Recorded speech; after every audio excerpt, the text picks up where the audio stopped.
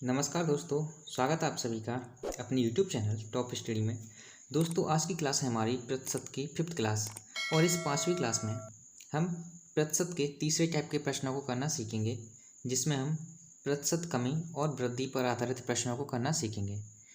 Type second और type first में हमने प्रतिशत कमी और प्रतिशत आधार पर सवालों को करना सीख लिया है और इस तीसरे टाइप में हम दोनों पर आधारित प्रतिशत कमी और प्रतिशत वृद्धि दोनों पर आधारित प्रश्नों को करना सीखेंगे। ठीक है, आप किसी भी एग्जाम की तैयारी कर रहे हो, स्टेट लेवल का कोई भी एग्जाम, 1 डे एग्जाम हो, एसएससी का कोई भी एग्जाम हो, ठीक है, NTPC, railway, ITBP, CISF, CRPF, UPSI, Delhi police, MP police, Bihar police, आप किसी भी एग्जाम की तैयारी कर रहे हो जिसमें मैथ पूछा जाता है, ठीक है, तो मैं आपको मैथ ही अच्छे से कवर कराऊंगा। ठीक है, तो चलिए शुरू करते हैं इस प्रकार के प्रश्नों को करना। पहला प्रश्न है, एक व्यक्ति की आय 10% बढ़ी। एक व्यक्ति की आय 10% बढ़ी, कुछ दिनों बाद उसकी आय पुनः 20% बढ़ गई। हमें ज्ञात करना है कि व्यक्ति की आय में कितने प्रतिशत की क्या हुई है, वृद्धि हुई है, हमें ये ज्ञात करना है। तो इस प्रकार के प्रश्नों को हम करेंगे। ठीक है, तो चलिए शुरू करते हैं। इस प्रश्न को करने के मैं आपको 2 तरीके बताऊंगा। ठीक है, पहला जो हुआ हमारा सूत्र के आधार पर और दूसरा होगा हमारा इसका कंसेप्ट। तो पहले मैं आपको इसे सूत्र के अनुसार बता देता हूँ। ठीक है, देखो एक सूत्र होता है plus minus A plus minus B plus minus, ठीक है, यहाँ पर होता है ए गुणे में बी अपॉन 100। इस वाले सूत्र से हम इसे कर सकते हैं। देखो, जब वृद्धि की बात करेगा तो हम प्लस का साइन यूज करेंगे और कमी की बात करेगा तो हम माइनस का साइन यूज करेंगे। ठीक है, तो करते हैं। चलो, वृद्धि हो रही है पहले 10% की, तो हम प्लस का साइन, यानी 10 के सामने अगर प्लस है तो जरूरी नहीं है कि प्लस का चिन्ह आप लगाओ। ठीक है, दूसरे के बाद क्या आ रही है, पुनः 10%, पुनः कितना बढ़ रहा है, 20%। पहले 10% बढ़ा यानी वृद्धि हो रही है, यानी प्लस का साइन। द्वारा क्या हो रहा है, द्वारा भी वृद्धि हो रही है, तो हम यहाँ पर +20 करेंगे। ठीक है, अब यहाँ से हमें प्लस लेना है या माइनस लेना है, ये भी इसी पर डिपेंड करेगा कि वृद्धि हो रही है कमी। तो दोनों जगह क्या हो रही है, वृद्धि हो रही है, तो प्लस करेंगे 10 गुणा 20/100। ठीक है, अब देखो 10 और 20 कितना हो गया, 30, प्लस इस वाले जीरो से एक जीरो कैंसिल आउट कर दो, इस वाले से इसे कैंसिल आउट कर दो, 2 का गुणा 1 में करेंगे कितना आएगा, 2। यानी यहाँ से हमारा जो रिजल्ट निकल के आया है वो है 32%। अब ये 32% जो प्लस में आया है, प्लस का मतलब होता है वृद्धि, यानी ये हमारा राइट आंसर निकला है 32%, यानी ऑप्शन नंबर सी बी हमारा करेक्ट आंसर होगा। अब चलिए मैं आपको इसका कंसेप्ट बताता हूँ कि इसका कंसेप्ट क्या होता है। ठीक है, मेथड सेकेंड, इसे हम फ्रैक्शन वैल्यू से करना सीखेंगे। देखो 10% की जो फ्रैक्शन वैल्यू होती है, आप इस कंसेप्ट को सीखो। आपको अगर आप सूत्र भी भूल जाते हैं ना, तो आप इस कंसेप्ट से आसानी से कर सकते हैं। 10% की जो फ्रैक्शन वैल्यू होती है वो है 10। ठीक है, अब एक तरफ लिखेंगे हम पहले की आय, यानी पहले की आय, यहाँ लिखेंगे हम बाद की आय, बाद की आय यानी वृद्धि के बाद की। वृद्धि से पहले आय होती है जो नीचे आती है, जो अपॉन में आती है वो होती है पहले की, और जो बाद में जो रियल होती है, ठीक है, इसी में हम जोड़ते हैं और इसी में घटाते हैं। जब 10% की वृद्धि का मतलब प्लस का साइन, यानी 10 में 1 जोड़ेंगे, पहले 10 थी तो अब कितनी हो जाएगी, 10 में 1 जोड़कर 11 हो जाएगी। दूसरा हो रहा है 20% की वृद्धि। 20% की फ्रैक्शन वैल्यू होती है 1/5, यानी पहले थी 5 और 5 में 1 जोड़ेंगे तो कितना आ जाएगा, 6। अगर यही कमी होती ना, यहाँ कमी होती 20% की कमी, तो 5 में हम 1 घटाते तो पहले 5 आता, बाद में कितनी आता, 4। अगर यहाँ 10% की कमी होती तो पहले 10 लिखते, 10 में 1 कम करके कितना लिखते, 9।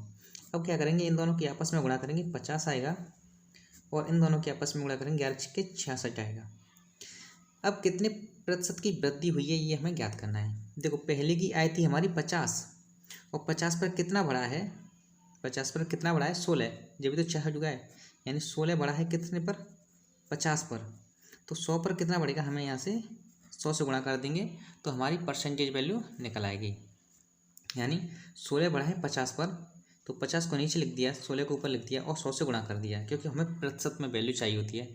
जब हम भिन्न में 100 से गुणा करते हैं तो प्रतिशत दे देता है। इस 50 से 100 को कर दो 2 बार कैंसिल आउट, तो हमारे पास क्या बचेगा, 16 गुणा 2 यानी 32%।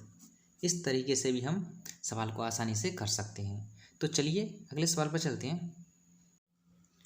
दूसरा प्रश्न है, मोहन अपने खर्च में पहले 15% घटाता है। अपने खर्च को पहले 15% घटाता है, उसके बाद वो 5% घटाता है, तो उसके खर्च में कुल कितने परसेंट की कमी हुई, हमें ये ज्ञात करना है। तो हमारा सूत्र क्या है, ठीक है, तो हम इसे पहले सूत्र से करेंगे। तो सूत्र है हमारा plus minus A plus minus B plus minus A गुणा बी अपॉन 100। ठीक है, देखो ये घटाने की बोल रहा है, यानी कमी के लिए हम माइनस का चिन्ह करते हैं यूज। कमी के लिए हम माइनस का चिन्ह यूज करते हैं, तो माइनस के 15। ठीक है, द्वारा भी कमी की बोल रहा है, तो यहाँ प्लस नहीं माइनस के 5। ठीक, अब देखो यहाँ प्लस लेना है या माइनस लेना है, ये डिपेंड करेगा हमारे दोनों चिन्हों पर। जब भी हम माइनस की गुणा माइनस से करते हैं, जब भी हम माइनस की गुणा माइनस से करते हैं तो हमारा रिजल्ट प्लस में आता है। ठीक है, तो यहाँ प्लस लेंगे और 15 की गुणा कर देंगे 5 से, तो 15 गुणा 5/100 कितना हो गया, ये 15 5 कितना हो गया, माइनस के 20। ये माइनस का चिन्ह जो है ये कमी बताता है। ठीक है, क्या बताता है, कमी बताता है। यहाँ प्लस 5 से इसे काट दो कितनी बार, 20 बार काट दिया। अब 5 से इसे काटेंगे हम 3 बार और 5 से इसे काटेंगे 4 बार। ठीक है, तो ये कितना आ गया, ये आ गया 3/4। अब हम 20 में से देखो 20 माइनस के ज़्यादा है और प्लस के 3/4 है, इसे घटाना है। तो अब इसे घटाएंगे, कैसे घटाएंगे देखो। तो सबसे पहले हम इसकी भिन्न बना लेंगे, यानी इसे भिन्न बना लेंगे। तो इसका एलसीएम कितना आएगा, 4 एलसीएम आएगा। 20 चौका कितना होता है, 80 माइनस के प्लस के कितना आएगा, 3। तो यहाँ से कितना बचेगा, ये 77 माइनस के 77/4। अब 4 का भाग लगाएंगे इसमें, तो कितना आएगा, 19 चौक 76। 76 बचेगा कितना, 1/4 माइनस, ये माइनस चिन्ह क्या दर्शा रहा है यहाँ पर, कमी। यानी इतने प्रतिशत की क्या हुई है इसमें, इसके खर्च में कमी हुई है। मोहन के खर्च में 19 सही 1/4% की कमी हुई है। तो ऑप्शन नंबर ए हमारा करेक्ट आंसर होगा। तो चलिए अब अगले सवाल पर चलते हैं। तीसरा प्रश्न है हमारा, राम की मजदूरी पहले 20% बढ़ी, कुछ दिनों बाद 10% घट गई, तो उसकी मजदूरी में कितने प्रतिशत का बदलाव हुआ, हमें ये ज्ञात करना है।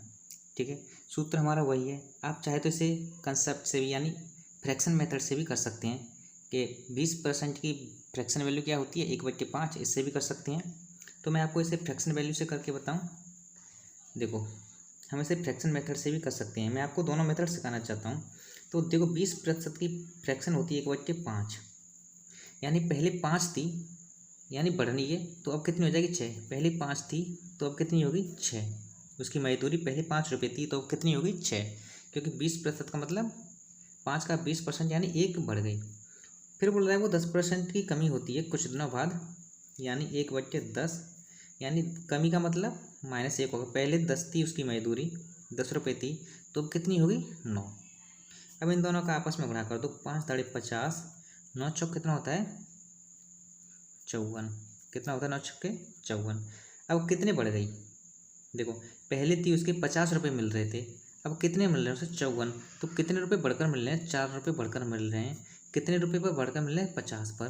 ठीक है, और 100 से कर दो गुणा, 50 से 100 को 2 बार काट दो और 2 की गुणा कर दो 4 में, यानी 8% क्या हुआ, उसकी मजदूरी में बदलाव हुआ।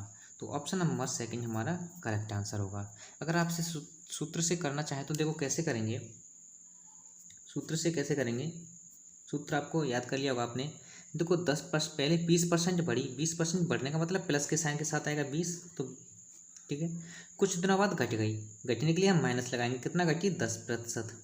ठीक है, अब यहाँ हमें माइनस लगाना या प्लस लगाना, ये डिपेंड करेगा इन दोनों के गुणा पर। जब हम माइनस साइन की गुणा करते हैं प्लस साइन के साथ तो आता है रिजल्ट हमारा माइनस में, तो यहाँ भी माइनस में आएगा। गुणा करेंगे हम 10 की, गुणा करेंगे किसमें, 20 में, और बट्टे में 100 कर देंगे। ठीक है, अब देखो 20 माइनस 10 माइनस एक 0 से एक 0, इस वाले 0 से इस वाले 0 कैंसिल आउट करो तो बचेगा कितना, 2 गुणा 1 2, तो 20 माइनस के 12 कितना बचेगा, 8। 8%, ये कितने किसका आया है, प्लस का। प्लस का मतलब होता है वृद्धि, प्लस का मतलब होता है वृद्धि, यानी उसके जो मजदूरी है उसमें कितने प्रतिशत की वृद्धि हुई है, तो हमारा ऑप्शन होगा 8% की वृद्धि हुई है। तो मैं उम्मीद करता हूँ कि आप इस प्रकार के प्रश्न को करना सीख गए होंगे। तो चलिए मिलते हैं अगली क्लास में।